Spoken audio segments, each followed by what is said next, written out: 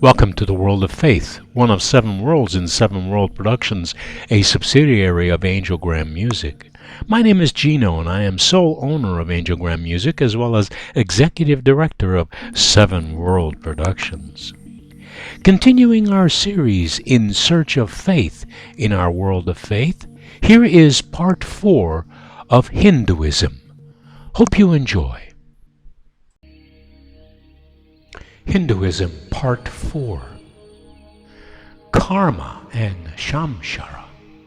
Karma translates literally as action, work, or deed, and also refers to a Vedic theory of moral law of cause and effect. The theory is a combination of causality that may be ethical or non-ethical, ethicization, that is, good or bad actions have consequences, and rebirth.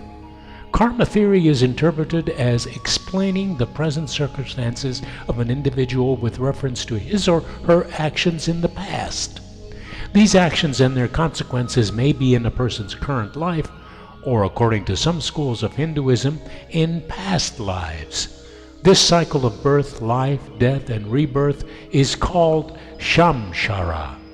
Liberation from samsara through moksha is believed to ensure lasting happiness and peace. Hindu scriptures teach that the future is both a function of current human effort derived from free will and past human actions that set the circumstances. The concept of God. Hinduism is a diverse system of thought with a wide variety of beliefs. Its concept of God is complex and depends upon each individual and the tradition and philosophy followed. It is sometimes referred to as henotheistic, involving devotion to a single God while accepting the existence of others. But any such term is an overgeneralization. Who really knows? Who will here proclaim it? Whence was it produced? Whence is this creation? The gods came afterwards with the creation of this universe. Who then knows whence it has arisen? Is a direct quote from The Origin of the Universe, Rigveda. The Rigveda is one of the earliest texts which demonstrates a sense of metaphysical speculation about what created the universe, the concept of gods, and the One, and whether even the One knows how the universe came into being. The Rigveda praises various deities, none superior, none inferior, in a henotheistic manner. The hymns repeatedly refer to one truth and one ultimate reality. The one truth of Vedic literature in modern era scholarship has been interpreted as monotheism, monism, as well as a deified hidden principles behind the great happenings and processes of nature. Hindus believe that all living creatures have a self. This true self of every person is called the Atman. The self is believed to be eternal. According to the monistic theologies of Hinduism, this Atman is indistinct from Brahman, the Supreme Spirit, or the ultimate reality. The goal of life, according to the Advaita school, is to realize that one's self is identical to Supreme Self, that the Supreme Self is present in everything and everyone. All life is interconnected, and there is oneness in all life. Dualistic schools understand Brahman as a supreme being, separate from individual selves. They worship the Supreme Being variously as Vishnu, Brahma, Shiva, or Shakti, depending upon the sect. Hindu texts accept a polytheistic framework, but this is generally conceptualized as the divine essence or luminosity that gives vitality and animation to the inanimate natural substances. There is a divine in everything. Human beings, animals, trees, and rivers. It is observable in offerings to rivers, trees, tools of one's work, animals and birds, the rising sun, friends and guests, teachers, and parents. It is the divine in these that makes each sacred and worthy of reverence, rather than them being sacred in and of themselves. This perception of divinity manifested in all things, as Bhuttimer and Wallen view it, makes the Vedic foundations of Hinduism quite distinct from animism, in which all things are themselves divine. The animistic premise sees multiplicity and therefore an equality of ability to compete for power when it comes to man and animal, man and nature.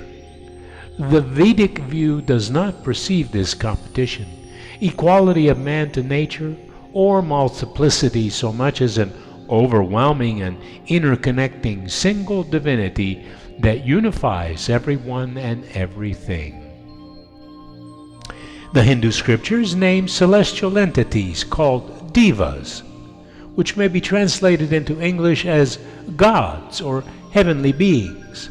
The devas are an integral part of Hindu culture and are depicted in art, architecture, and through icons, and stories about them are related in the scriptures, particularly in Indian epic poetry and the Puranas. They are, however, often distinguished from Ishvara, which is a personal god, with many Hindus worshipping Ishvara in one of its particular manifestations as their chosen ideal. The choice is a matter of individual preference and of regional and family traditions. The multitude of devas are considered manifestations of Brahman. The word avatar does not appear in the Vedic literature, but appears in verb forms in post-Vedic literature and as a noun, particularly in the Puranic literature after the 6th century A.D. Theologically, the reincarnation idea is most often associated with the avatars of Hindu god Vishnu, though the idea has been applied to other deities. Varying lists of avatars of Vishnu appear in Hindu scriptures, including the 10 Dashavatara of the Garuda Purana and the 22 avatars in the Bhagavata Purana, though the latter adds that the incarnations of Vishnu are innumerable. The avatars of Vishnu are important in this theology. In the goddess-based Shaktism tradition, avatars of the Deva are found, and all goddesses are considered to be different aspects of the same metaphysical Brahman or energy, while avatars of other deities such as Ganesha and Shiva are also mentioned in medieval Hindu texts. Both theistic and atheistic ideas for epistemological and metaphysical reasons are profuse in different schools of Hinduism. The early Nyaya school of Hinduism, for example, was non-theist, atheist, but later Nyaya school scholars argued that God exists and offered proofs using its theory of logic. Other schools disagreed and were non-atheistic, arguing that God was an unnecessary metaphysical assumption. In other schools, there started as another non-theistic tradition relying on naturalism and that all matter is eternal, but it later introduced the concept of a non-creator God. The Yoga school of Hinduism accepted the concept of a personal God and left it to the Hindu to divine his or her God. Advaita Vedanta taught a monistic, abstract self and oneness in everything, with no room for gods or deity, a perspective that was called spiritual, not religious. God in Hinduism is often represented having both the feminine and the masculine aspects. The notion of the feminine in deity is much more pronounced and is evident in the pairings of Shiva with Parvati, Vishnu accompanied by Lakshmi, and Radha with Krishna, and Sita with Rama. Authority and internal and eternal truths play an important role in Hinduism. Religious traditions and truths are believed to be contained in its sacred texts, which are accessed and taught by sages, gurus, saints, or avatars.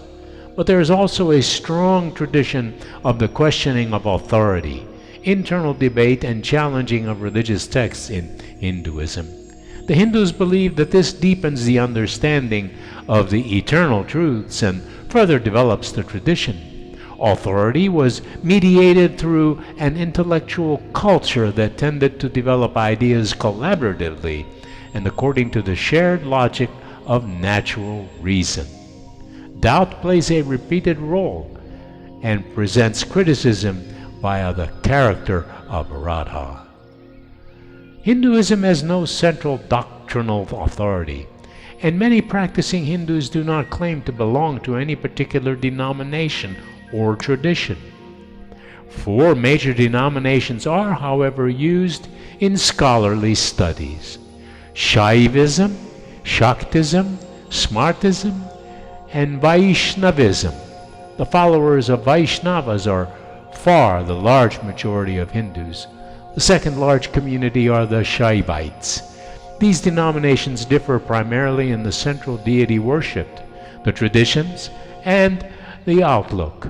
The denominations of Hinduism's states are unlike those found in major religions of the world because Hindu denominations are fuzzy, with individuals practicing more than one, and he suggests the term Hindu polycentrism. Vaishnavism is the devotional religious tradition that worships Vishnu and his avatars, particularly Krishna and Rama. The adherents of this sect are generally non-ascetic, monastic, oriented towards community events, and devotionalism practices inspired by intimate loving, joyous, playful Krishna and other Vishnu avatars.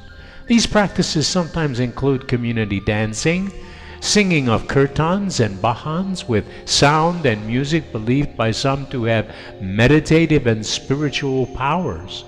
Temple worship and festivals are typically elaborate in this form of Hinduism. Philosophically, their beliefs are rooted in the dualism subschools of Vedantic Hinduism. Shaivism is the tradition that focuses on Shiva. Shaivas are more attracted to ascetic individualism, and it has several subschools.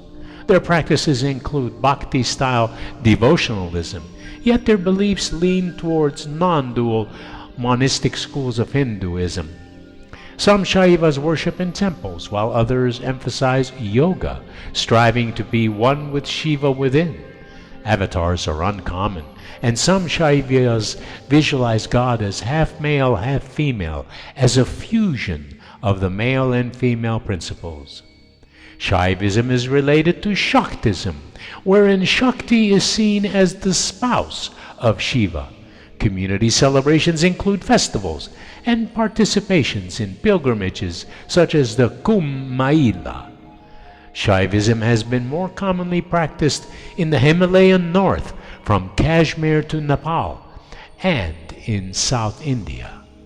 Shaktism focuses on goddess worship of Shakti or Devi as cosmic mother, and it is particularly common in northeastern and eastern states of India. Devi is depicted as in gentler forms like Parvati, the consort of Shiva, or as fierce warrior goddesses like Kali and Durga. Followers of Shaktism recognize Shakti as the power that underlies the male principle. Shaktism is also associated with Tantra practices.